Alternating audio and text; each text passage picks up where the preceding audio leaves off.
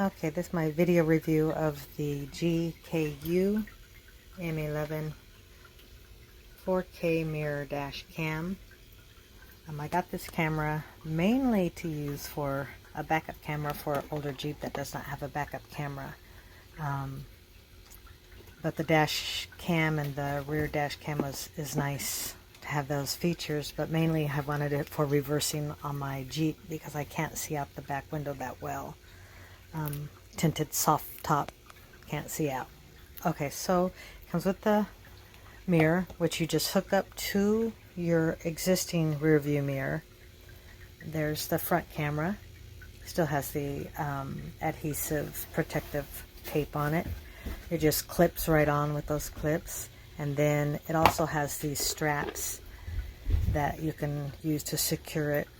So you take the strap and take it around these things here and wrap it around the rear view mirror. And the instruction booklet that it came with is very detailed. It's well laid out.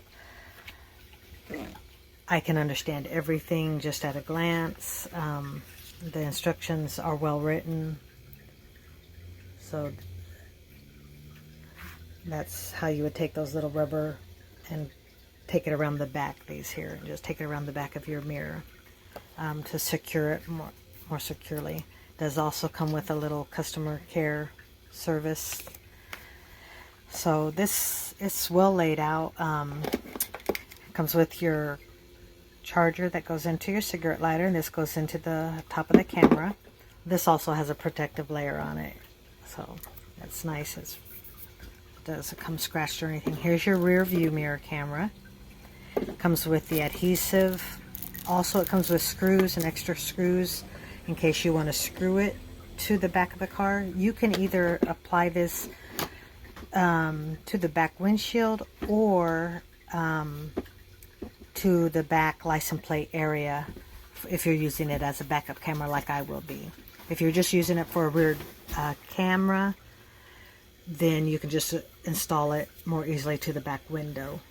And it goes through all that in the booklet. Here's the GPS locator. That also has adhesive that goes on the front windshield, and then everything just goes down the A-pillar. The instructions are well laid out. I understand everything, how to install it. Pretty simple, basic. If you're doing the rear camera as a backup camera, then you would use position 2. If you're just doing it as a dash cam or the rear cam, then you would use position 1. Position 2 is a little bit more detailed because you're hooking into your brake lamp. I'm sorry, not your brake lamp, your reverse lamp. So that's a little bit more technical, but that's what the installation I'm going to be doing. This is that red wire that you would hook into your reverse lamp here.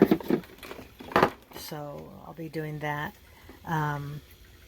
Yeah, so this is my video. I'll be posting how the installation turned out, how easy it was. It looks fairly simple. Easy, like I said, easy to follow instructions, how to hook it up, then how to connect it to your phone, how to record the video. All that is laid out in here, all the steps, all the screen switches, how you can go from front camera to rear camera. It's all laid out in the booklet, and I can take pictures of the booklet too.